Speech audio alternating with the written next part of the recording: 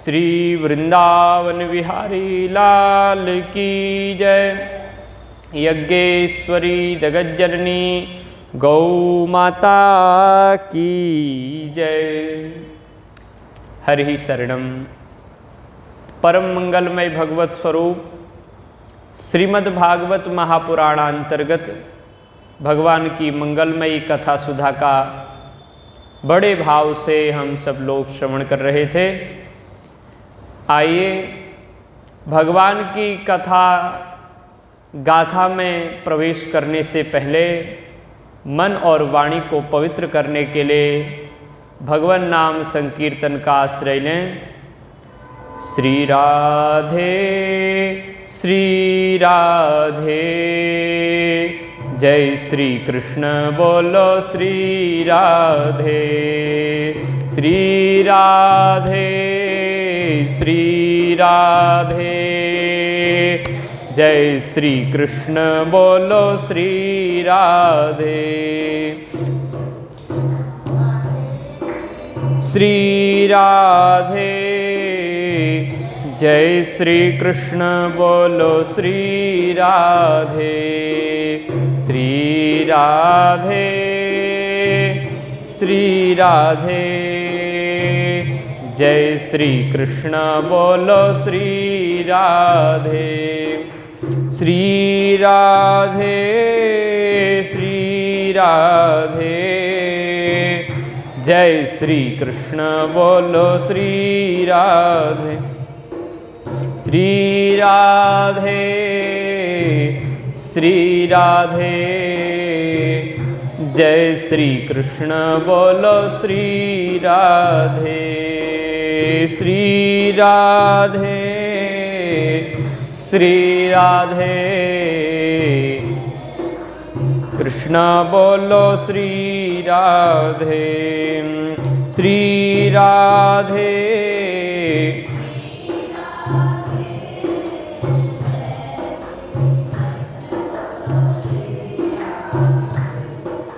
श्री राधे श्री राधे, जय श्री कृष्ण बोलो श्री राधे। श्री राधे, जय श्री कृष्ण बोलो श्री राधे। श्री राधे श्री राधे, जय श्री कृष्ण बोलो श्री राधे। श्री राधे श्री राधे, जय श्री कृष्ण बोलो श्री राधे। बोलो राधा और कृष्ण चंद्र भगवान की जय। भक्ति महारानी की जय। तो प्रसंग चल रहा था श्री सूत जी महाराज 88,000 शौनकादि ऋषियों को नैमिषारण्य क्षेत्र में ये मंगलमयी कथा सुना रहे हैं कि नारद जी भक्ति महारानी से मिले।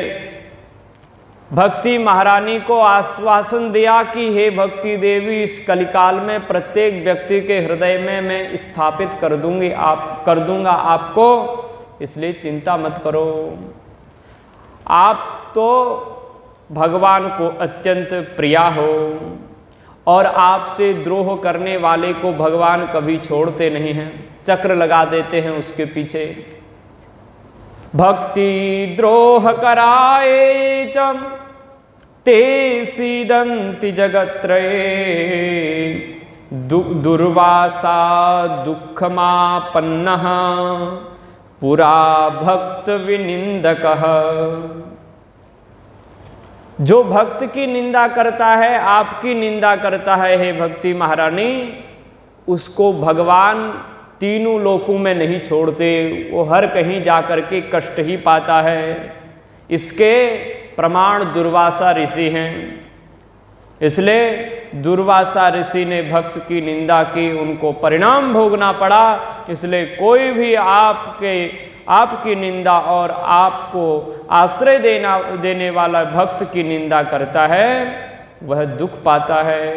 अलम व्रतय अलम तीर्थय अलम योगय अलम मखैहि अलम ज्ञान कथा लापैर भक्ति रेव कैव मुक्तिदा। बस करो, बहुत तीर्थ घूम ले, बहुत दान दे दिया, बहुत योग क्रियाएं कर ली, बहुत व्रत धारण कर लिए, बहुत ज्ञान की कथाएं सुन ली हैं, अब तो केवल कलयुग में भक्ति से ही मुक्ति मिलने वाली है। इस बात से ये मत समझ लेना कि अब हमको दान देने की ज़रूरत नहीं है, व्रत करने की ज़रूरत नहीं है, तीर्थ में जाने की भी ज़रूरत नहीं, सब पंडित जी ने निषेध कर दिया। ऐसी बात नहीं है। कहने का मतलब यह है कि अन्य युगों में ये इन साधनों से भी मुक्ति को पाया जा सकता था, लेकिन कलयुग में कठिन हो गया। दान भी देना चाहिए, नवरात्रि जैसा पर्व आ रखा है, इस समय दान नहीं दोगी तो कब दोगी दान? यही तो दान करने का समय है। इसमें भजन भी करना चाहिए, संतों का सत्संग भी सुनना चाहिए, ज्ञान की चर्चा भी इसी समय होनी चाहिए। लेकिन भक्ति से ओतप्रोत हमारा हृदय रहे, भाव भरा हुआ हमारा हृदय, चलते फिरते बैठते हुए जहाँ रहे भगवान का स्मरण और भगवान का नाम, ये बहुत जरूरी है। उसके बाद नारद जी के मुख से जब भक्ति ने अपने महिमा को सुना, अपना महात्म्य सुना, तो बड़ी प्रसन्न हो गई और नारद जी की फिर स्तुति करने लगी। अहो देवर्षि धन्यो हम, अहो नारद धन्योसी, प्रीतस्ते मयि निश्चला, न कदाचिद विमुंचामि, चित्ते स्थास्यामि सर्वदा। हे नारद जी महाराज, आप तो धन्य हैं, आपकी मेरे प्रति निश्चला प्रीति है, अचला प्रीति है। आप मेरे से कितना प्रेम करते हैं ये तो मैं जानती ही नहीं थी। अब तो मैं आपको छोड़ करके कभी जाऊंगी ही नहीं, आपके हृदय में सदैव विराजमान रहूंगी। नारद जी को भक्ति ने वरदान दे दिया कि आपके हृदय में मैं निरंतर रहूंगी, और जहाँ भक्ति रहती है वहाँ भगवान को तो रहना ही पड़ता है। नारद जी प्रसन्न हुए। तब नारद जी ने कहा कि मैं अब ये ज्ञान और वैराग्य को जगाने का प्रयत्न करता हूँ। ज्ञान और वैराग्य के कान में मुंह लगा करके वेद और वेदांतों के वाक्यों से उनको जगाने लगे। वेद वेदांत घोषैश्च गीता पाठेर मुहुर्मुहु, बोध्यमानो तदा तेन कदाचिच्चोत्थितो बलात्। वेद और वेदांत का घोष किया, गीता पाठ भी बार बार सुनाया, लेकिन ज्ञान वैराग्य थोड़ा सा जागे और फिर सो जावे, लेट जावे। अब तो नारद जी को बड़ी चिंता हुई। चिंतयन्निति गोविंदम स्मारयामास भार्गव। बहुत चिंता हुई, व्यथित हो गए। लेकिन चिंता जब होती है तो संसारी लोग तो चिंता दुख होने के बाद संसार की ओर भागते हैं कि हमको ये चिंता से बचाएंगे, और संत होता है, भगवान का जो भक्त होता है, वो संसार की ओर न भागते हुए भगवान की ओर भागता है। दो जगह भागना होता है, एक भीतर और एक बाहर। एक बार विवेकानंद जी महाराज कोलकाता में प्रवचन दे रहे थे, तो एकदम से तूफान आ गया। तूफान आया तो जितने भी आप जैसे सत्संगी बैठे हुए थे सबने लगाई दौड़। स्वामी जी तो व्यास आसन पर बैठे थे, बैठे के बैठे रह गए। तूफान शांत हुआ, सभी लोग आए। स्वामी जी से प्रेम तो करते थे, लेकिन तूफान के समय स्वामी जी याद नहीं आए, भाग गए। स्वामी जी का प्रवचन भी आज नहीं आया। सब ने लगाई दौड़। तूफान जैसे ही शांत हुआ तो आए स्वामी जी महाराज, आप इतना बड़ा तूफान आया, भागे नहीं? स्वामी जी बोले कैसी बात करते हो, हम भी भागे, तुम बाहर की ओर भागे, हम अपने भीतर भागे। भीतर का समाधान देने वाला है, बाहर से समाधान मिलने वाला नहीं है, अन्य समस्याओं पैदा हो सकती हैं। तो नारद जी भी चिंतयन नीति गोविंद स्मारयामास भार्गवः, भगवान का चिंतन किया तो समाधान मिल गया। व्योम वाणी तदैवाभून् मारिसे खिद्यतामिति, उद्यमः सफलस्तेयं भविष्यति न संशयः। आकाशवाणी हो गई। आकाशवाणी माने केवल वाणी सुनाई दी, शरीर नहीं था। भगवान बोले, क्या बोले? हे ऋषे, दुख मत करो, चिंता मत करो, जो तुम उद्यम कर रहे होगे वो अवश्य ही सफल होगा, इसमें किसी प्रकार का संशय नहीं है। देवर्षि नारद बोले, तो बताओ तो सही, वो कौन सा साधन है? एतदर्थम तु सत्कर्मा सुरर्षे त्वं समाचर, तत्ते कर्माभिदास्यन्ति साधवः साधुभूषणाः। जो कर रहे हो उसी से सफलता मिलेगी, लेकिन वो धीरे धीरे सत्कर्म होगा। वो सत्कर्म करोगे तब जो है ज्ञान वैराग्य जाग जाएंगे। हे देवर्षि, तब नारद जी ने पूछा वो सत्कर्म क्या है बताओ। तो सत्कर्म आकाशवाणी ने कहा वह बताएंगे जो संत हैं साधु भूषणाः, जिन्होंने साधुओं के आभूषण धारण कर रखे हैं, वह साधु बताएंगे। साधुओं के भी आभूषण होते हैं, साधुओं के आभूषण होते हैं माताओं। जैसे आप लोग आभूषण पहनती हैं तो सौभाग्यवती स्त्री कहलाती हैं। सौभाग्यवती स्त्री का आभूषण होता है, उसके माथे में सिंदूर होता है, गले में मंगलसूत्र होता है, नाक में नथनियाँ होती है, कानों में और हाथों में चूड़ियाँ होती हैं। और पहले की माताएं जो हमने देखी थी तो बहुत ज़्यादा चूड़ियाँ पहनती थी, एक दो चूड़ियाँ नहीं, बहुत सारी, और जितनी चूड़ियाँ पहनेंगी उतनी प्रसन्न होंगी। तो श्रृंगार धारण करना चाहिए सौभाग्यवती स्त्री को। वैसे ही संत को जो उसका श्रृंगार है वह उसको भी धारण करना चाहिए। संत का श्रृंगार क्या है? संत का श्रृंगार है करुणा, कृपा, दया और सरलता। ये संत का श्रृंगार है, इनको धारण करने से तृणादपि सुनीचेन तरोरपि सहिष्णुना अमानिना मानदेन कीर्तनीय सदा हरि।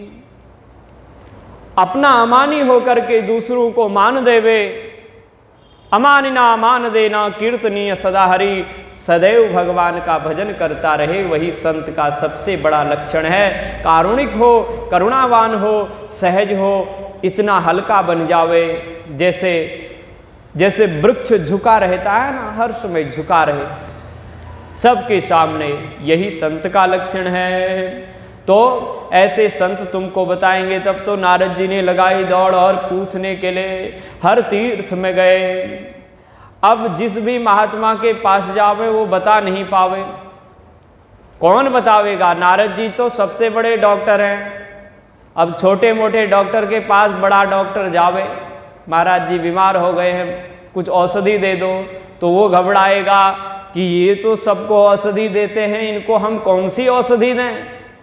सब भागे। असाध्यम केचन प्रोचो, किसी ने कह दिया नारद जी जो आप ये पूछने आए हैं ये असाध्य है, असाध्य रोग है, इसकी कोई दवा नहीं। और किसी ने बोला दुर्गेयमिति चापरे, इसका जांच करना ही बड़ा दुर्गम है, पता नहीं हमको। और मुँह की भूतास तथा नेतु, कई लोग बड़े प्रतिष्ठित संत थे, खूब बोलते थे कि हम तो बहुत बड़े विद्वान हैं, वेद वेदांत के तत्वज्ञ महापुरुष। तो उन्होंने उस समय मौन धारण कर लिया, अपने चेला से कह दिया नारद जी घूम रहे हैं, उनसे कह देना गुरु जी का इस समय मौन है। इसमें वो किसी से बात नहीं करते, अपनी प्रतिष्ठा बचाने के लिए मौन धारण किया। कियंतस्तु पलायिता। और नारद जी ने कहा कि देखो, विपत्ति काले मर्यादा नास्ति। विपत्ति काल में अभी बहुत बड़ी विपत्ति मेरे ऊपर आई है, तो अपनी जो मौन धारण की मर्यादा है उसका त्याग कर दो। जैसे ही मुनियों ने ये बात सुनी तो घर से ही लगा दी दौड़। कियंतस्तु पलायिता, घर छोड़ करके ही चले गए। तो एक दूसरे के कान में सब ने कह दी, माताओं ने तो जा जा करके प्रचार प्रसार किया। क्या प्रचार किया? बोले, उपायो नापरो स्थिति करणे करणे जपंजना। कान में फुसफुसा करके, मेरी सहेली जी आपको पता है नारद जी बहरूपिया बन के घूम रहे हैं। अब तो सर्वत्र आवाज फैल गई, तो अब जितने भी महात्मा थे नारद जी को देख से ही पहले ही भाग जाते। नारद जी बहुत बड़े परेशान हो गए। उसके बाद उन्होंने विचार किया कि यहाँ के संतों का बस नहीं चल रहा, हरिद्वार से ऊपर की ओर बद्रिकाश्रम की ओर जाएं। वहाँ गए तो वही मिल गए जिनसे अभी वार्ता हो रही थी। सनकादि ऋषि, सनक, सनंदन, सनातन, सनत कुमार, ये 4 भाई। तब इनके पास गए तो कहा, भैया मैं ऐसे ऐसे घूम करके आ रहा हूँ, सारी बात बता दी। बोले, इसका समाधान आप ही कर सकते हैं, मेरे ऊपर कृपा करो, शीघ्र बताओ। क्योंकि भवन्तो योगिनः सर्वे बुद्धिमन्तो बहुश्रुताः पंचहायन संयुक्ताः पूर्वेशामपि पूर्वजाः। क्योंकि आप सब लोग बहुत बुद्धिमान हैं, योगी हैं, अंदर और बाहर की बात को जानने वाले हैं। दिखने में 5 वर्ष के, लेकिन पूर्वजों के भी पूर्वज हैं। और सदैव बैकुंठनाथ भगवान को अपने हृदय में धारण करते हैं, जब चाहो बैकुंठ चले जाते हैं। और हरि कीर्तन तत्पराः, हरि कीर्तन में निरंतर लगे रहते हैं। यही है साधुओं का भूषण, निरंतर भगवान का कीर्तन करते रहते हैं। अमानिना मान देना कीर्तनीय सदा हरि। सदैव भगवान हरि का कीर्तन करते हैं। हरि कीर्तन तत्पराः लीलामृतरसोन्मत्ताः कथा मात्रैक जीवनः। भगवान की लीलाओं में उन्मत्त रहते हैं, एकमात्र कथा ही इनका जीवन है। कथा मात्रैक जीवनः। 4 भाई हैं, एक भाई को व्यासपीठ पर बैठाते हैं, 3 भाई नीचे बैठ के सुनते हैं। और जब अलग अलग पुराणों की कथा निरंतर चलती रहती है। कहाँ तक कि एक बार माँ, कथा तो आपको नहीं सुनाएंगे, आपने सब सुना होगा। पार्वती जी भगवान शंकर के साथ में जा रही थी, तो एक कथा चल रही थी रास्ते में इनकी, और उठ करके खड़े नहीं हुए तो पार्वती जी को क्रोध आ गया कि त्रिभुवनपति महादेव शंकर जा रहे हैं, उठते नहीं। साप दे दिया, बोले ऊंट बन जाओ। जैसे ही साप दिया, बाद में महादेव ने कहा क्या कर दिया? बोले उठते क्यों नहीं थे, उद्दंड थे बालक। बोले बालक नहीं, आपके जेठ जी हैं। तब तो पार्वती जी को बड़ी परेशानी हुई। उन्होंने कहा तुरंत जाएं और उनको बतावें इस बात को। बताया, महाराज क्षमा कर दो, हमने सांप दे दिया, हम सांप को वापस लेने आए हैं, माफ़ी मांग करके। उन्होंने कहा यहाँ तो बड़ा आनंद आ रहा है, पहले तो स्नान करना होता था, संध्या वंदन करना होता था, क्योंकि ब्राह्मण बालक थे। अब तो कुछ भी करने की आवश्यकता नहीं, पत्ते खाते हैं नीम के और बड़े आनंद से भगवान का हर समय भजन ही करते रहते हैं। तो ऐसे संत भगवान के भजन से मतलब है, किसी शरीर से मतलब नहीं है। तो वही है ये सनकादि ऋषि। हरि ही शरणम एवं ही नित्यम ऐशाम मुखे वचः अतः काल समादिष्टा जरायुष्मान बाधते। इनको कहा 5 ही वर्ष के हैं, 5 वर्ष के क्यों हैं? तो नारद जी कथा सुना रहे थे, तो नारद जी ने कहा भाई आप 5 वर्ष के हैं, हमें भी कुछ बताओ। तो नारद जी ने कहा कि आप 5 वर्ष के इसलिए हैं क्योंकि आपके मुखार बिंद से हरि शरणम ये वाक्य निकलता है। जो ऐसे भगवान की निरंतर शरण में रहता है उसको न बुढ़ापा आने वाला है और न युवा अवस्था आने वाली है, वो तो निरंतर बालक ही बना रहता है। इसका मतलब ये है कि उसको न मृत्यु की चिंता रहती है, न मैं बुढ़ापा आ रहा है, जवान हो रहा हूँ, बस वो तो निरंतर बालक ही बना रहता है। बालक जैसा उसका जीवन, बालक का जीवन कितना निर्मल होता है, न उसके पास द्वेष है न राग है। 5 वर्ष का बालक द्वेष राग से मुक्त होता है। तो भगवान का भक्त भी सारे रागों से मुक्त होता है, द्वेष से मुक्त होता है, अभिमान से मुक्त होता है और आप सदैव बैकुंठ में जाते हैं, आपको कोई रोक नहीं सकता। बोले एक बार भगवान श्री हरि के पार्षदों ने रोका तो आपने भ्रुकुटी टेढ़ी की, उसी समय वो राक्षस बन गए और फिर आपकी ही कृपा से पृथ्वी से राक्षस बनने के बाद पुनः बैकुंठ में चले गए। आपकी तो बहुत बड़ी महिमा है। तब आप मुझे प्रयत्न पूर्वक प्रेम पूर्वक मुझे तुरंत इसका समाधान बताइए। सनकादियों ने कहा नारद क्या बात करते हो, ये ही चिंता है तुमको, साधारण सी बात है, इसलिए चिंता त्याग दो। मां चिंतां कुरु देवर्षे हर्षं चित्ते समावह उपाय सुख साध्योत्र वर्तते पूर्व एव ही। जिसके लिए आप बड़ी चिंता कर रहे हो वो तो पहले से ही समाधान कर रखा है। आप धन्य हैं नारद, आप विरक्तों में शिरोमणि हैं, संतों में महात्माओं में आप सर्वश्रेष्ठ हैं। सदा श्री कृष्ण दासानाम अग्रणी योग भास्कर। श्री कृष्ण दासों में सदैव अग्रगण्य हैं आप, सदैव आगे रहने वाले योग के भास्कर हैं, प्रकाश हैं, आप सब जानते हैं। तब बोले ऋषियों ने अनेक प्रकार के पंथ प्रकट किए हैं, लेकिन उनमें चलना बड़ा कठिन है और चल कर के भी केवल क्या फल मिलेगा, स्वर्ग ही मिलेगा। स्वर्ग से फिर नीचे टपको, फिर पृथ्वी पे आना पड़ेगा। लेकिन अनेक प्रकार के यज्ञ भी बताए हैं, द्रव्य यज्ञास तपो यज्ञा योग यज्ञास तथा परे स्वाध्याय ज्ञान यज्ञास ते तु कर्म विसूचका। ज्ञान यज्ञ है, तप यज्ञ है, द्रव्य यज्ञ जिसे स्वाहा स्वाहा हवि देते हैं ना, उसको द्रव्य यज्ञ बोलते हैं। तपो यज्ञ तपश्चर्या करना, स्वधर्म का पालन करना, प्रातः काल उठना, उठने के बाद में फिर ध्यान करना, ध्यान के बाद में शौच आदि करना, शौच आदि के बाद स्नान करना, स्नान के बाद संध्या वंदन करना, पूजा पाठ करना। हाँ, प्रातः काल उठ करके बड़ा कठिन है, तो उसमें कष्ट तो होता ही है ना, उठने में उठने का मन ही नहीं करता है, तो उठेंगे तो कष्ट तो होगा। वही है तपश्चर्या, वो उसे ही तपो यज्ञ बोलते हैं। योग यज्ञ तथा अन्य भी यज्ञ, स्वाध्याय करना, पुस्तक को पढ़ना, ग्रंथों का अध्ययन करना, ज्ञानार्जन करना, ये सब यज्ञ हैं, लेकिन ये कर्म में ही फंसाने वाले हैं।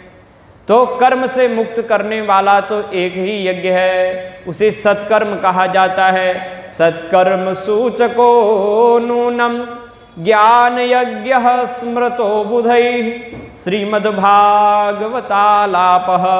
सतु गीत सुकादिभिः। वो जो सत्कर्म है वो श्रीमद् भागवत है, उस श्रीमद् भागवत ज्ञान यज्ञ, इसमें ज्ञान भरा पड़ा हुआ है।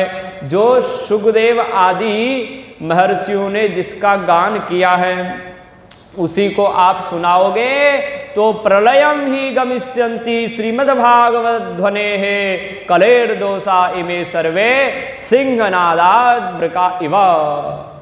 श्रीमद्भागवत रूपी शब्द जब सुनाई देगा तो कलयुग के दोष ऐसे भाग जाएंगे जैसे जंगल में सिंह आवाज करे तो वहां के सारे भेड़िए क्या हो जाते हैं, भाग जाते हैं, तो ऐसे कलयुग के दोष भागेंगे। तब तो नारद जी प्रसन्न हुए। फिर उन्होंने ये कहा कि जब मैंने वेद वेदांत सुनाया, गीता का पाठ भी किया, तब भी ज्ञान और वैराग्य नहीं उठे। तो जिसमें वेदार्थ ही पद पद पर प्रतिष्ठित है, ऐसी श्रीमद् भागवत की कथा को सुनकर के कलयुग के दोष कैसे नष्ट हो जाएंगे, ज्ञान वैराग्य कैसे जागेंगे, आप मुझे बताइए। मुझे पूरा विश्वास है आपका दर्शन व्यर्थ नहीं जाता। अब विलंब मत कीजिए।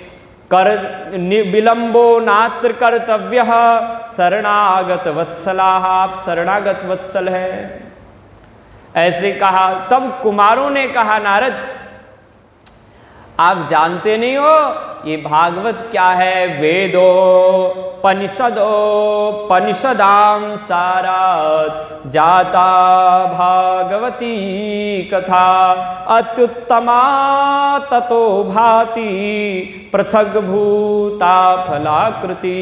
ये वेद और उपनिषदों का सार है।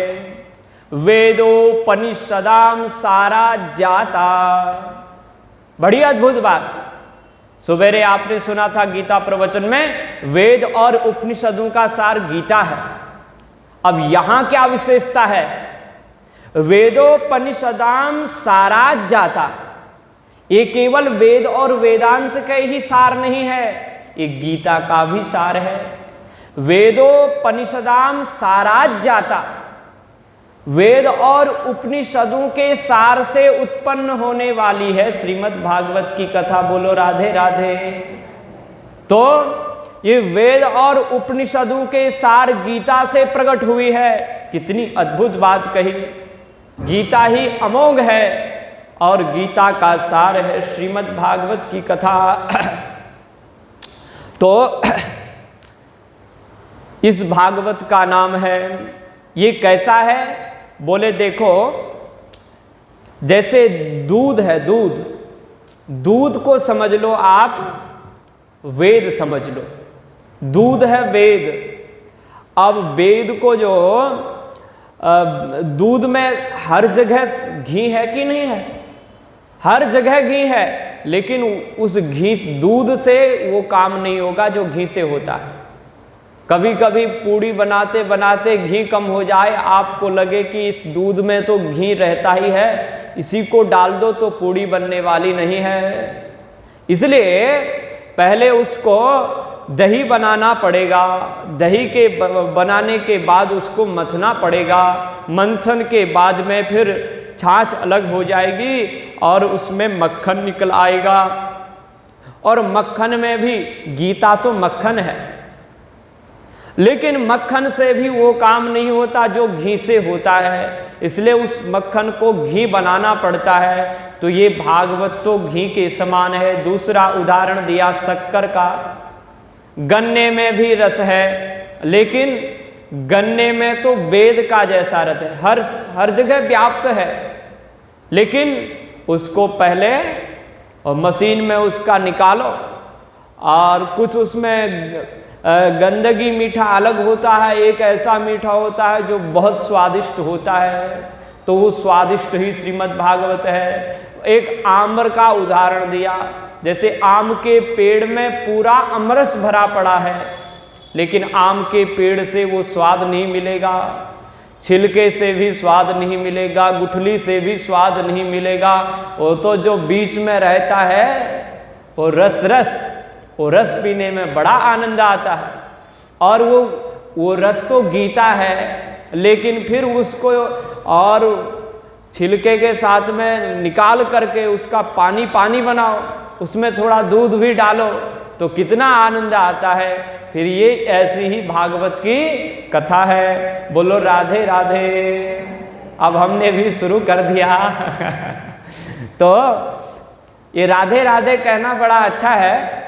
भगवान श्री राधा जी का नाम बीच बीच में लेते रहना चाहिए, ताकि आपको नींद न आवे।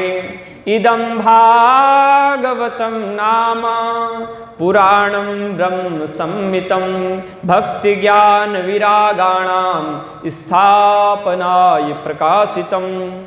बोले ये भागवत नाम का जो पुराण है ये वेद सम्मित है, वेदों के ही समान है, अथवा वेद सम्मितम ये ब्रह्म सम्मित है, ये साक्षात ब्रह्म ही है, ये साक्षात भगवान श्री कृष्ण का ही स्वरूप है।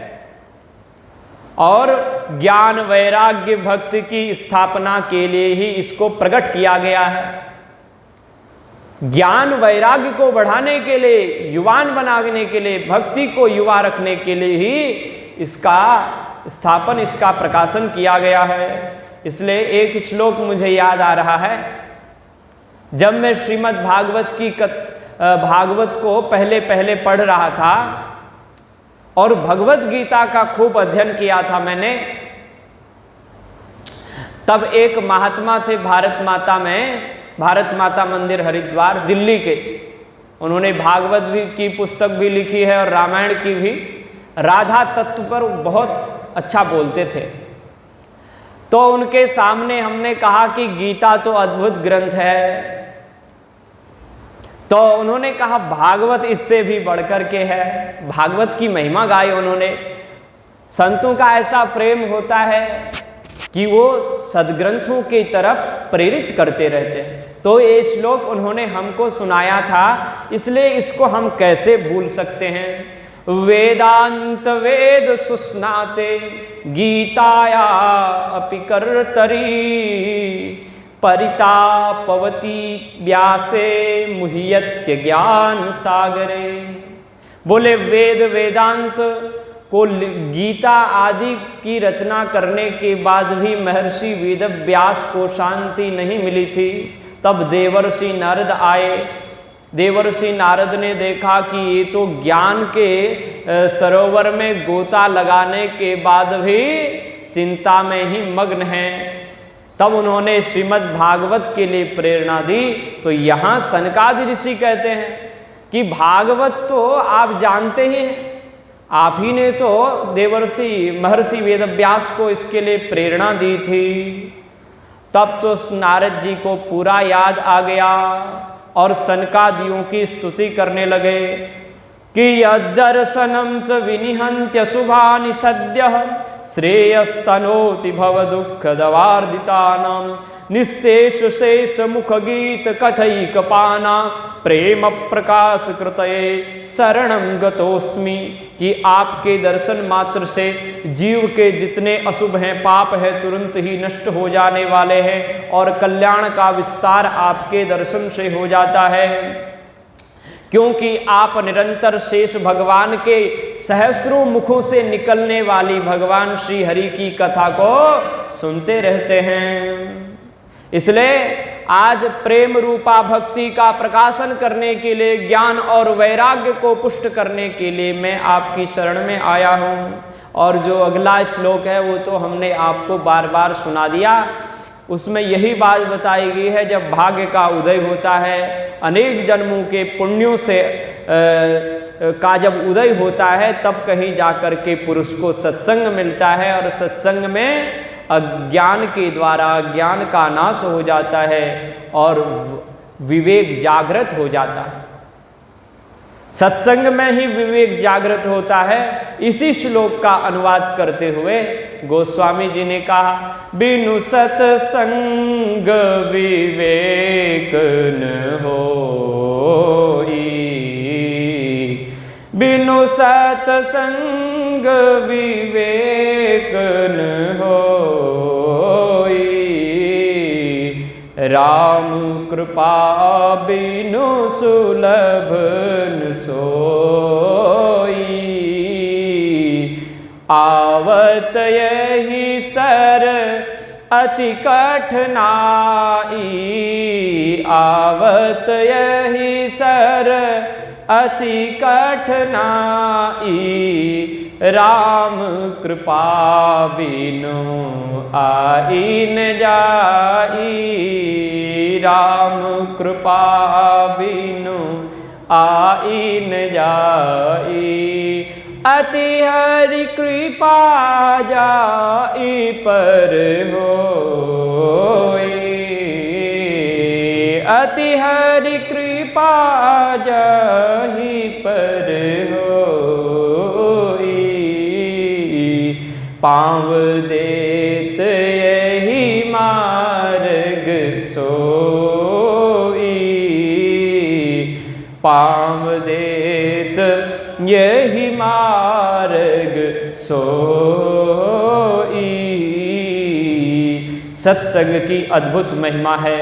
बिनु सत्संगन हरि कथा, तेहि बिन मोहन भाग, मोह गए बिनु राम पद, हो इन दृढ़ अनुराग। बोलो भक्तवत्सल भगवान की जय।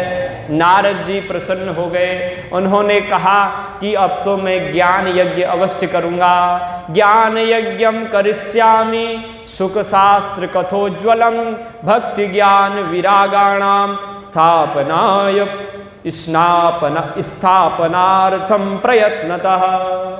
अब तो मैं प्रयत्न पूर्वक तैयार हो गया हूँ श्री सुखदेव जी के शास्त्र को अब मैं अवश्य कहूँगा।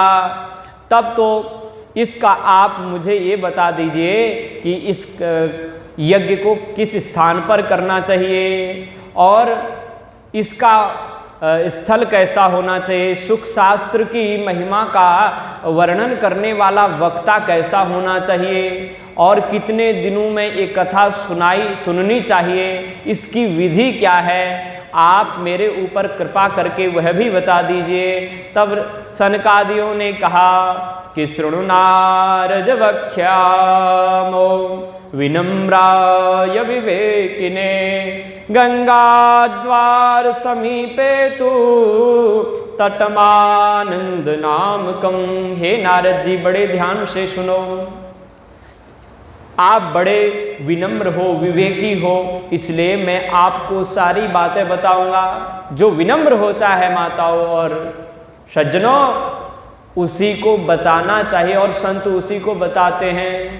इसलिए पहला गुण है विनम्रता और दूसरा विवेक पूर्वक पूछना चाहिए। विनम्रता तो है लेकिन उटपटांग यदि पूछने लग गए तो फिर संत बताने वाले नहीं हैं। विवेक पूर्वक विचार से पूछिए कि संतों से क्या कहना चाहिए, महात्माओं से, ब्राह्मणों से, सदाचारी ब्राह्मण से क्या पूछना चाहिए। सनकादियों ने कहा इस कथा को गंगा द्वार हरिद्वार का एक नाम है गंगा द्वार। गंगा द्वार के समीप आनंद नाम का तट है, वहीं ये कथा सुननी और सुनानी चाहिए। बड़ा सौभाग्य है हमारा जो गंगा तट हरिद्वार से ही हमारी भागवती यात्रा प्रारंभ हो रही है। तो ये सौभाग्य, कई लोगों ने मेरे को कहा कि वृंदावन जाकर के ही भागवत की कथा क्यों नहीं पढ़ते, अध्ययन वहाँ करना चाहिए। मैंने कहा इतना बड़ा सौभाग्य मेरा कहाँ जो मैं वृंदावन जा सकूं। एक तो आर्थिक दृष्टि से हम दीनहीन हैं और दूसरी बात हरिद्वार आ गए तो बड़ी मुश्किल से यहाँ आप लोगों के सहयोग से यहाँ इस धरा पर आ पाए, ये भी बड़ा सौभाग्य। नहीं तो हम हरिद्वार से ऋषिकेश, ऋषिकेश से हरिद्वार, इस बीच के स्थान से कहीं दूसरी जगह गए ही नहीं। और वही गंगा का तट भागवत का एक स्थान है। भागवत की भी अपनी अपनी भूमियां हैं। द्वारिकापुरी, मथुरा और वृंदावन, हरिद्वार, नैमिषारण्य, ऋषिकेश और बद्रिकाश्रम, कैलाश और शुक्रता, ये भागवत के स्थान हैं। यहाँ हमारे पूर्वाचार्यों ने, ऋषियों ने भागवत की कथाएं कही हैं। बद्रिकाश्रम में तो महर्षि वेदव्यास जी ने कथा की रचना ही की, भागवत लिखा ही। तो ये कथा की भूमियां हैं। और हरिद्वार में तो आप सुन ही रहे हैं, नारद जी को कह रहे हैं वहीं जाकर के ये कथा सुनाएंगे। और गंगा के तट पर, हरिद्वार का नाम इसलिए नहीं लिया क्योंकि हरिद्वार को हरिद्वार भी बोलते हैं और हरद्वार भी बोलते हैं। वहाँ महादेव भी हैं और नारायण भी हैं, और वो सबका द्वार है बद्रिकाश्रम जाने के लिए भी और केदारनाथ जाने के लिए भी, दोनों का द्वार है। इसलिए हरिद्वार बोलो या हरिद्वार बोलो एक ही बात, गंगा द्वार बोलो तो भी सही, वहीं से गंगा ऊपर से आने वाली हैं। अब वो आपस में लड़ाई झगड़ा ना करें, हरिद्वार और हरिद्वार वाले हरि के भक्त और हर के भक्त, इसलिए गंगा द्वार बड़े संभल के कहा। वैसे हरिद्वार के 5 नाम हैं बहुत प्रसिद्ध, हरिद्वारम हरद्वारम गंगाद्वारम तथैव च ब्रह्मद्वारम मोक्षद्वारम पंचद्वारम नमाम्यहम्। हरिद्वार, हरिद्वार और गंगाद्वार, ब्रह्मद्वार, मोक्षद्वार। हरेः द्वारम हरिद्वारम, हरस्य द्वारम हरद्वारम और गंगायाः द्वारम गंगाद्वारम, ब्रह्मस्य द्वारम ब्रह्मद्वारम और मोक्षस्य द्वारम मोक्षद्वारम। इन 5 द्वारों को प्रणाम है। तो हरिद्वार में गंगा के तट पर कथा होगी और वहाँ का स्थान कितना रमणीय है। बोले अनेक प्रकार के ऋषि लोग आएंगे, नाना ऋषि गणेरजुष्टम, देवर्षि आएंगे और तरु पल्लव वहाँ बड़े सुंदर हैं, सजावट सजाने की जरूरत नहीं, पहले से सजाया हुआ है। और बालुकाओं का ही सिंहासन बना दिया जाएगा और सारे संत महात्मा बालुका पर बैठ जाएंगे। बड़े बड़े वृक्ष हैं वहाँ हरे भरे, उन हरे भरे वृक्षों के नीचे ही संत महात्मा देवर्षि सब बैठ जाएंगे। ज्ञान यज्ञ त्वया तत्र कर्तव्य प्रयत्नतः अपूर्व रस रूपा च कथा तत्र भविष्यति। अपूर्व रस रूपा च, ऐसा रस उस हरिद्वार की गंगा के तट पर बरसेगा कि अपूर्व होगा, इससे पहले ऐसा रस कभी नहीं बरसा। हरिद्वार की भूमि में सारा ज्ञान हृदय में आ जाएगा। अपूर्व रस रूपा च कथा तत्र भविष्यति। तत्र तस्मिन् हरिद्वारे, उस हरिद्वार स्थान में अपूर्व रस कथा का निकलेगा। और जहाँ भागवत की कथा होगी नारद जी, वहाँ तो ज्ञान वैराग्य और भक्ति अपने आप चले आएंगे। कथा शब्दम समाकर्ण्य तत्रिकम तरुणायते। कथा का शब्द सुनते ही सब तरुण होके वहाँ आएंगे। अब अत्यंत प्रसन्न होकर के नारद जी ने कहा, महाराज अब मैं वक्ता कहाँ से ढूंढूं?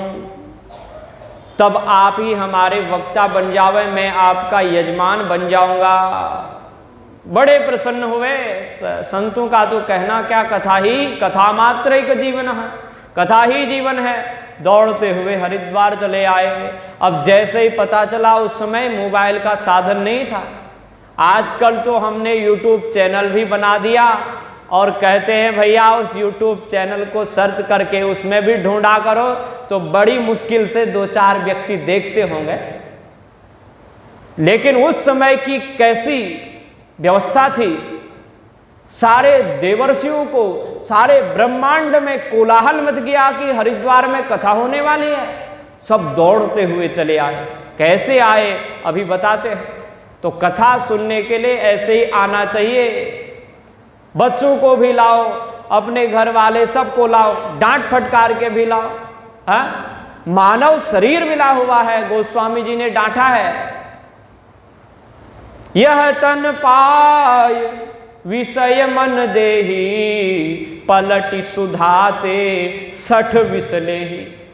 60 संबोधन किया है। 60 का मतलब दुष्ट, खल, मूर्ख।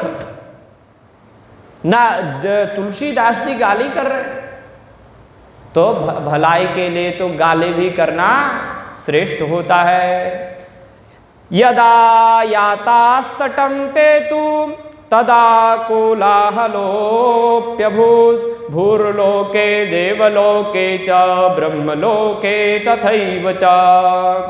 श्रीभागवत पीयूष पानाय रसलंपटाः धावन्तोऽप्याययु सर्वे प्रथमं एच वैष्णवाः। जब गंगा तट पे कथा होगी, ऐसी बात सुनी तो कोलाहल हो गया।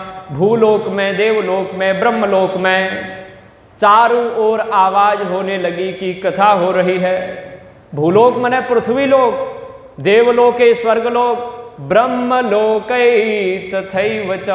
ब्रह्मलोक, ब्रह्मा जी का भी सिर हिलने लगा। ब्रह्मा तथैव च अन्ये च लोकैहि, अन्य लोकों में भी ये आवाज गूंज गई कि कथा हो रही है। और श्री भागवत पीयूष, श्रीमद् भागवत पीयूष मने अमृत। अब उसके जो रसपानाय रसलंपटाः, जो श्रीमद् भागवत को पीने के रसलंपट हैं, उनको जब खबर पड़ी, आपने स्त्री लंपट पुरुष लंपट शब्द सुना होगा। स्त्री पुरुष के बिना नहीं रह सकती है, जो स्त्री लंपट होता है वो पुरुष स्त्री के बिना नहीं रह सकता, और जो स्त्री पुरुष लंपट होती है वो पुरुष के बिना नहीं रह सकती। उनको कितनी बेचैनी होती है, आपने फिल्मों में देखा होगा, कितने व्याकुल हो जाते हैं वो। तो ऐसे ही कथा के रसिक व्याकुल हो जाते हैं। धीरे से बोलो राधे राधे। तो ऐसे रसलंपट लोग दौड़ते हुए आए। कैसे आए? तो धावन्तोऽप्याययु सर्वे, सर्वे धावन्ता, दौड़ते हुए आए कि हमसे एक शब्द कथा का छूट न जावे। और व्यास जी से आने से पहले हम बैठे रहे। ये कथा का नियम है। आजकल तो उल्टा हो गया, व्यास जी आकर के मंगलाचरण करते हैं तब श्रोता लोग आते हैं। कई लोग तो आधी कथा हो जाती है तब आते हैं। जब कथा होती है माताओं, तो घर का काम संक्षिप्त करना चाहिए।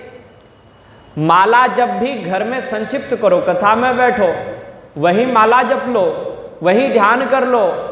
इधर ही बैठ के सब कुछ करना चाहिए, धीरे धीरे चुपके से। जैसे राधे राधे धीरे धीरे बोल रहे हो ना, ऐसे ही धीरे धीरे बोलना चाहिए।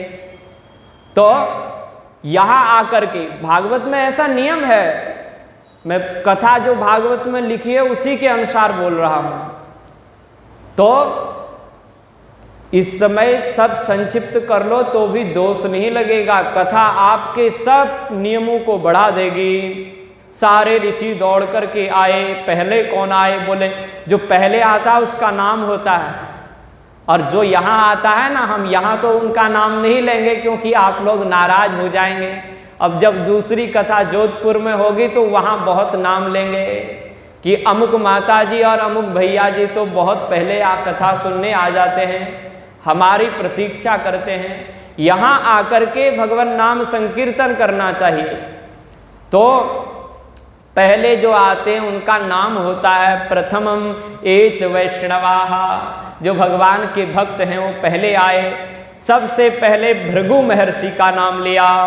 भृगुर्वशिष्ठश्च वनश्च गौतमो मेधातिथिर्देवल देवरातो रामस्तथा गाधितुत्सुतश्च साकलो मृकण्डुपुत्रा त्रिजपिप्पलादा योगेश्वरो व्यासपराशरो च छायासुको जाजलिजहनुमुख्या सर्वेप्यमी मुनिगणा सह पुत्र शिष्या स्वस्त्रीभिराययुरति प्रणयेन युक्ताः। भृगु जी आए, वशिष्ठ आए, च्यवन महर्षि आए, गौतम आए, मेधातिथि देवल देवरात रामस्तथा। राम कौन है? परशुराम जी महाराज। उन्होंने भी फरसा हरसा कथा के समय छोड़ दिया, फरसा को दूर रख के कथा में दौड़ते हुए आए। कई लोग कहते हैं कि वो तो केवल ब्राह्मण होके क्षत्रिय धर्म का पालन करते रहे। ऐसी बात नहीं है। जहाँ भगवान की कथा होती है वहाँ दौड़ते हैं। वो तो कुछ दिन के लिए उन्होंने नाटक किया, भगवान ने अवतार लिया था, भगवान की एक प्रतिज्ञा थी कि ब्राह्मणों का अपमान करने वाला कोई भी हो, मेरी भुजा ही क्यों न हो, उस भुजा को भी मैं काट करके अलग कर दूंगा। तो क्षत्रिय क्या है? भगवान की भुजा है। ब्राह्मणोस्य मुखमासीत् बाहुराजन्यः कृतः ऊरु तद्वैश्यः पदभ्याम शूद्रो अजायत। वेद वाक्य हैं। ब्राह्मण मुख है, क्षत्रिय हाथ है, वैश्य उदर है और शूद्र चरण है। ये सब वंदनीय है। चरण भी वंदनीय है और उदर भी वंदनीय है, हाथ भी वंदनीय है, मस्तक भी वंदनीय है। तीनों चारों पूजनीय है, चारों का सम्मान करना चाहिए। अगर आप कहोगे चरण तो बहुत गंदे हैं, इनको काट दो, तो चरण को हाथ से, क्षत्रिय रूपी हाथ से काट दोगे तो फिर बैठे बैठे खूब गुनगुनाते रहो, लेकिन क्रियाशील नहीं हो पाओगे। हाथों को कुछ हो जाए तो कुछ होने वाला नहीं है। पेट गड़बड़ा जाए तो सब कुछ गड़बड़ा जाता है। सबका तालमेल बैठाना पड़ता है, इसलिए सबसे प्रेम पूर्वक व्यवहार करना चाहिए। सब भगवान के अंग हैं, अंगों से भेद करना खतरा मोल लेना है। तो प्रसंग यहां से चल रहा था, परशुराम जी फरसा लेके नहीं आए, इसलिए हुआ है प्रसंग। कथा सुने और गाधी सुत श्री विश्वामित्र जी आए, शाकल ऋषि आए, मृकंडु आए, त्रिज आए, पिप्पलाद आए, मृकंडु पुत्र मार्कंडेय ऋषि आए, पिप्पलाद आए, अत्रि आए, योगेश्वर आए, नव योगेश्वर, और व्यास जी जिन्होंने भागवत लिखी वो स्वयं कथा सुनने के लिए आए। व्यास जी के पिताजी पराशर महर्षि आए और व्यास जी के दादा का नाम तो दूसरे नंबर में लिख दिया, वशिष्ठ। परदादा व्यास जी के परदादा, व्यास जी के पिताजी पराशर और पराशर जी के पिता शक्ति और शक्ति के पिता वशिष्ठ। परदादा भी कथा सुनने के लिए आए और सुखदेव भी आए। छाया सुको, कौन से सुखदेव? वो तो जंगल में पता नहीं कहाँ भटक रहे थे। वो वाले उनको पता ही नहीं चला, क्योंकि वो कथा सुनते रहते, वो खुद अध्ययन कर लिए थे तो अकेले में कथा सुनते रहते हैं। वो नहीं आए। जिन्होंने परीक्षित को कथा सुनाई वो सुखदेव अभी नहीं आए, वो अंत में आएंगे। वो विशिष्ट अतिथि के रूप में आएंगे, अंतिम प्रवचन देने के लिए, आशीर्वाद देने के लिए सबको। ये सुखदेव वो आए। छाया सुको, छाया सुको का मतलब समझती हो माता? हमने बताया था ना, सुखदेव छाया को छोड़ करके चले गए, ऐसे ही नहीं बोला था, उसका प्रमाण यहाँ पे है। छाया सुको जा जलि जहनु मुख्या, वो छाया रूपी सुखदेव भी कथा सुनने आए। और जाजली ऋषि आए, जहनु ऋषि आए, जिन्होंने गंगा जी को भी पी लिया था, वो जहनु महर्षि। मुख्याः, ये बड़े बड़े ऋषि। सर्वेप्यमी मुनिगणा, इनके साथ मुनिगण आए, उनके शिष्य परिकर आए, जिनके पुत्र थे, जो गृहस्थ थे, उनके बालक भी उनके साथ आए। और जो सन्यासी थे, जिन्होंने, जो ब्रह्मचारी थे, जिन्होंने शादी नहीं की, वो अपने शिष्यों को साथ में लेकर के आए। और स्वस्त्री वीरायुरति प्रणयेन युक्ताः, आप लोग तो आए लेकिन अपने अपने पतियों को लेकर के नहीं आई। बोलो राधे राधे।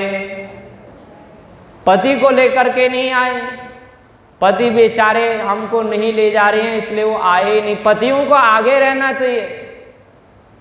घर में जाकर के आज ये कथा अवश्य सुना कि पंडित जी ये कथा सुना रहे थे। पति अपनी पत्नियों को साथ में लेकर के आए। आजकल माताएं आगे हो गई हैं, पुरुष पीछे हो गए, लेकिन पहले का समय ऐसा था कि पुरुष आगे थे। वो अपनी पत्नियों को समझाते थे कि चलो कथा सुनने चलें। आजकल तो पुरुष ऐसे हो गए, कोई कोई तो डांटते होंगे, अरे बाबा जी हैं, पागल बना रहे हैं तुमको वहाँ 2-2 घंटा बैठा के। ऐसा नहीं करना चाहिए। अब आपको ही समझदार होना है माताओं, अपने अपने पतियों को पकड़ के लाना है। एक दिन आएंगे तो फिर हम उनका यहाँ रिजर्वेशन पक्का करा देंगे। इसलिए सर, और बड़े प्रेम से आए, लड़ झगड़ के नहीं कि चलो चलो जाना ही पड़ेगा, ऐसे नहीं। स्वस्त्री, स्वस्त्रीभिराययुरति प्रणयेन युक्ताः, बड़े प्रेम से उनको लाए। और वेद वेदांत वेदाश्च वेदांतानि च वेदाश्च मंत्रास्त्रंता समूर्तयः 10 सप्त पुराणानि 6 शास्त्राणि तथाययु। अब यहाँ भी एक कथा में आ रहे हैं, इनका स्वागत है। इन ऋषियों महर्षियों का पहले दिन ही हमने स्वागत किया ही नहीं, वो चुपचाप बैठे हैं, अभी चुपचाप बैठ करके कथा सुन रहे हैं। उनके लिए आपने आसन भी नहीं लगाया।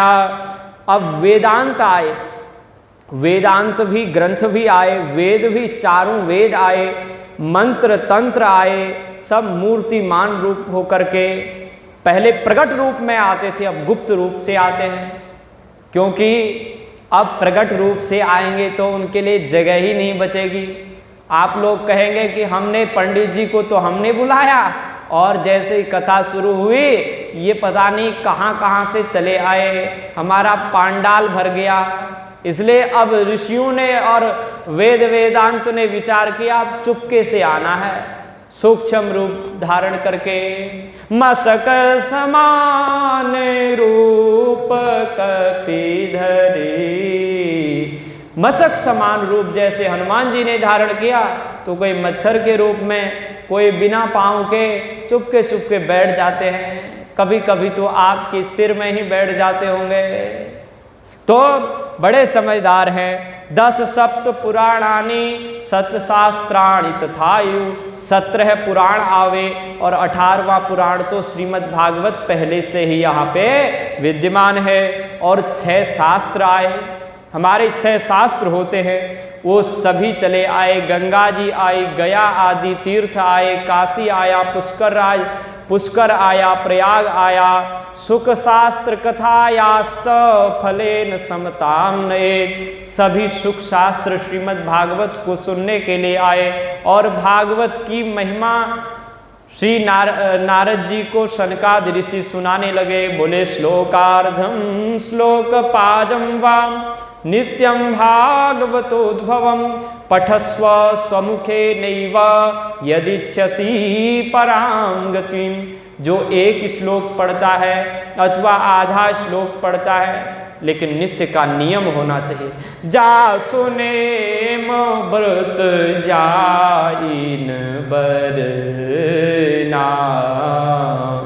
हाँ, भरत जी भक्त हैं लेकिन नियम कभी नहीं छोड़ा। आप लोग कहेंगे कि आज हमारा भाव है इसलिए भक्ति कर रहे हैं, दूसरे दिन भाव नहीं है इसलिए नहीं करेंगे। भाव की बात नहीं है, नियम भी बहुत आवश्यक है। जासु नेम व्रत जाइन बरना, भरत जी ने नियम लिया है भक्ति का, ऐसा नियम जिसका वर्णन करने में गोस्वामी जी भी सच्चा रहे हैं कि मैं उनका उस नियम का वर्णन व्याख्यान कैसे कर सकता हूं। तो नित्यम भागवतोद्भवम, नित्य आधा श्लोक तो भागवत का पाठ करना ही चाहिए, नहीं तो पूरा करो। पठस्व स्वमुखे नैव यदिच्छसि पराम गतिम, यदि परम गति को प्राप्त करना चाहता है, भगवान को पाना चाहता है, तो अपने मुखार बिंद से भगवान का भागवत का एक श्लोक रोज बोलना चाहिए। भगवान का नाम ही ले लो, वही श्लोक बन जाएगा। नहीं तो गोविंदाय नमो नमः इतना तो बोल ही सकते हैं। कुंती ने स्तुति की है, कृष्णाय वासुदेवाय देवकी नंदनाय च नंद गोप कुमाराय गोविंदाय नमो नमः। कितना सरल श्लोक है। और दूसरा श्लोक भागवत में ही, जो राजा जेल में थे ना, जेल से जब निकले तो भगवान की स्तुति की, कृष्णाय वासुदेवाय हरे परमात्मने नंद गोप कुमाराय गोविंदाय नमो नमः। जो श्लोक आपको भाता हो उसको पढ़ लो, बड़े सरल श्लोक है। यश्च भागवतम शास्त्रम वाचयेदर्थयोनिशम जन्म कोटि कृतम पापम नश्यते नात्र संशयः। जो भागवत को अर्थ सहित पढ़ता है, उसका अर्थ भी पढ़ता है, उसका प्रयोजन क्या है उसको समझ करके पढ़ता है। अगर बेसमझी से पढ़ो तो भी कल्याण, समझ के पढ़ो तो फिर कहना ही क्या, करोड़ों जन्मों के पाप नष्ट हो जाते हैं, इसमें संदेह नहीं। उक्तम भागवतम नित्यम कृतम च हरिचिंतनम तुलसी पोषणम चैव धेनूनां सेवनम समम। जो भागवत का एक श्लोक नित्य पढ़ता है अथवा भगवान भागवत का श्लोक याद नहीं है तो भगवान का चिंतन करता है, मनन करता है कि भगवान का स्वभाव स्वरूप कैसा है, और नित्य ही क्या करता है, बोले तुलसी पोषणम चैव। तुलसी तो होगा ना आपके घर में, तुलसी का बिरवा, उसको जल चढ़ाओ, थोड़ा सा दूरी में एक धूप दीप रख दो, उसकी पूजा करो, प्रणाम करो, उसकी स्तुति करो कि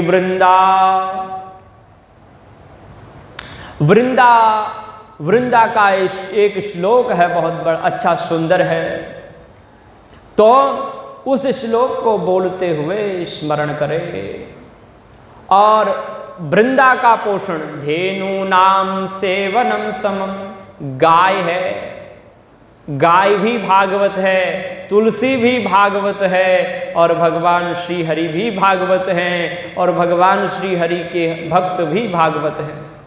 आप जिसको पकड़ लो उसी से आपका कल्याण हो जाने वाला है।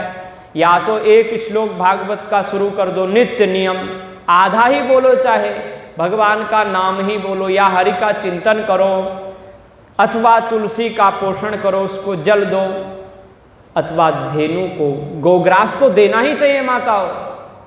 आप एक ही काम मत करना, ये नित्य करना ही चाहिए, सारे करने चाहिए। आप जैसे सत्संगियों को तो ये तो मैं उनको सुना रहा हूँ जो यूट्यूब में सुन रहे हैं, जो कभी कभी सुनते हैं चुपके से, हर समय नहीं सुनते। आप तो स्वतंत्र होकर सुनती हैं, प्रेम से सुनते हैं, इसलिए आपको सभी करने हैं, सारे नियम लागू हैं आपके लिए। धेनु नाम सेवनम समम, धेनु का भी पूजन करो, उसको पालो, घास दो, उसको गौग्रास दो, खूब सेवा करो गाय की, आपके ऊपर कृपा हो गई। ये सारे एक समान फल देने वाले हैं, एक समान फल है इन सब का। जो गौशाला में सेवा कर रहा है, कथा नहीं सुन पाता है, लेकिन गौ माता की सेवा करता है, उसको वही फल मिलेगा जो आपको यहाँ कथा सुनने के बाद मिलेगा। तो अंत काले तु ये नैव श्रूयते सुख शास्त्रवाक् प्रीत्या तस्यैव वैकुंठम गोविंदोपि प्रयच्छति। जो अंत काल में इसको सुनता है, जो अंतकाल में श्रीमद् भागवत को सुनता है, उसको भगवान प्रसन्नता पूर्वक वैकुंठ प्रदान करते हैं। और ये भागवत की कथा, ये भागवत शास्त्र गोविंदोपि प्रयच्छति, गोविंद के साथ में वैकुंठ को देने वाला है। केवल वैकुंठ नहीं, साथ में भगवान भी मिलेंगे, भगवान के साथ खेलने को मिलेगा। बोलो राधे राधे। तो ये है भागवत की महिमा। गोविंदोपि प्रयच्छति, अंत काले कहा। आप लोग बड़े समझदार हो, कहोगे कि अभी कथा सुनने की क्या आवश्यकता है, जब अंत काल होगा तो तब सुनेंगे। बोले नहीं नहीं, प्रतिक्षण अंत काले, प्रतिक्षण ही अंत काल है। जन्म ले लिया उसी समय से अंतकाल लग गया। हर समय व्यक्ति मर रहा है, हर समय अंतकाल है, कब मरेंगे पता नहीं। इसलिए प्रतिक्षणस्य अंतकालम, श्री डोंगरे जी महाराज कहते हैं प्रतिक्षण अंतकाल है। इसलिए बड़ी सावधानी से सुनो।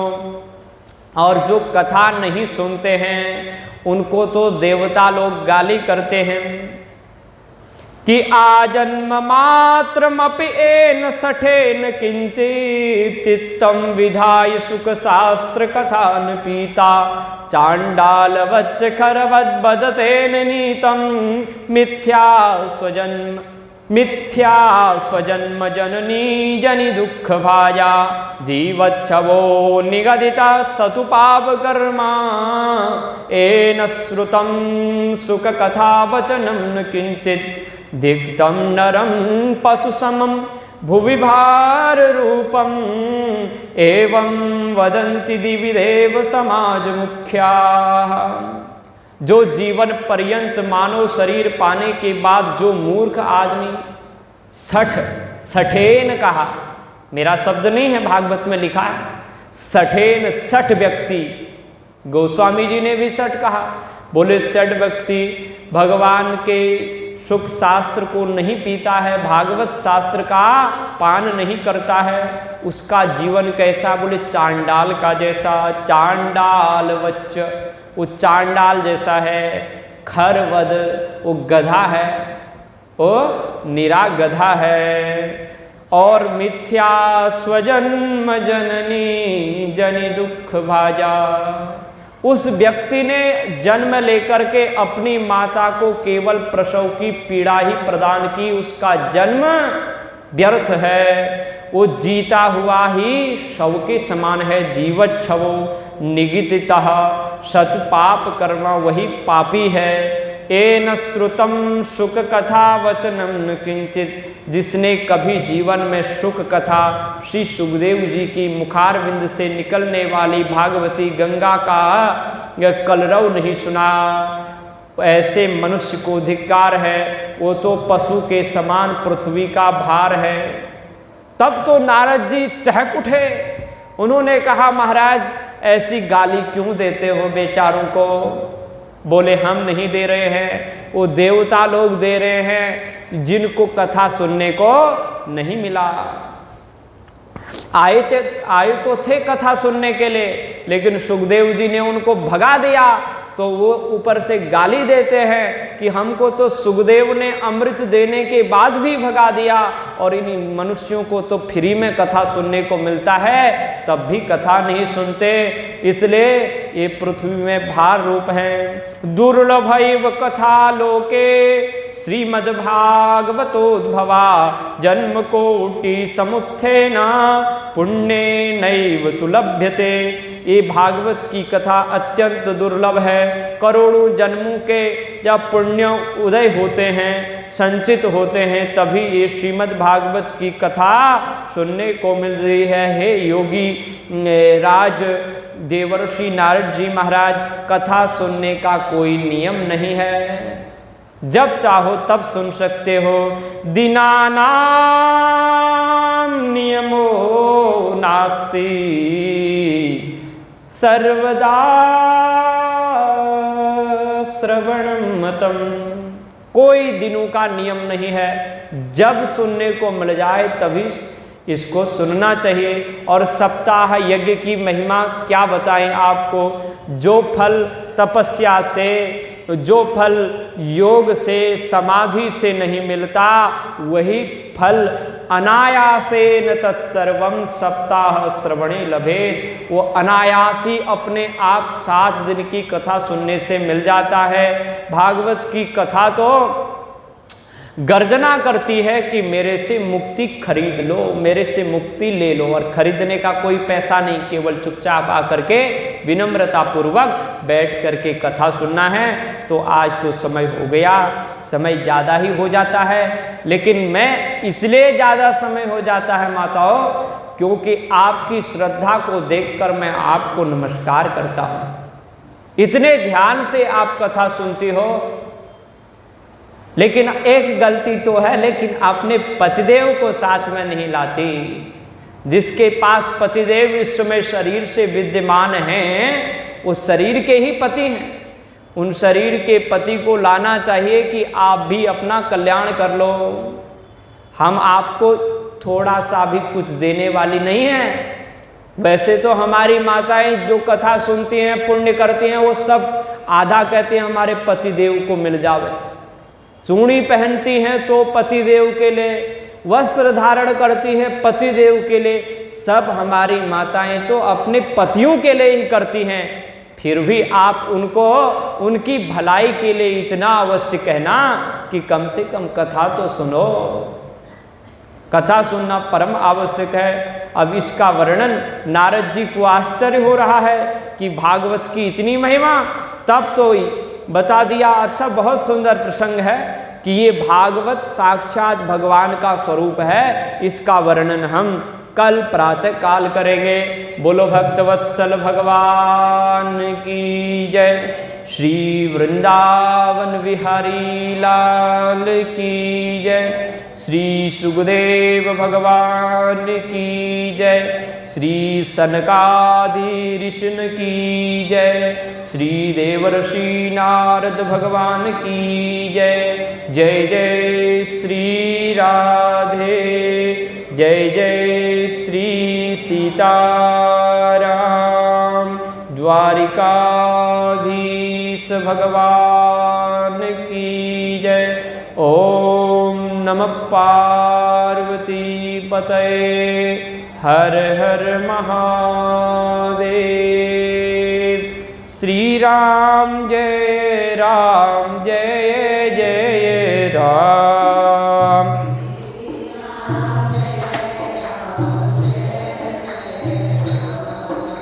श्री राम जय राम, जय जय राम।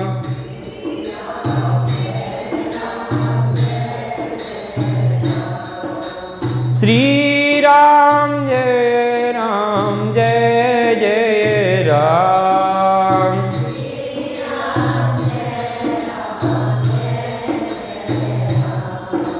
श्री राम जय राम,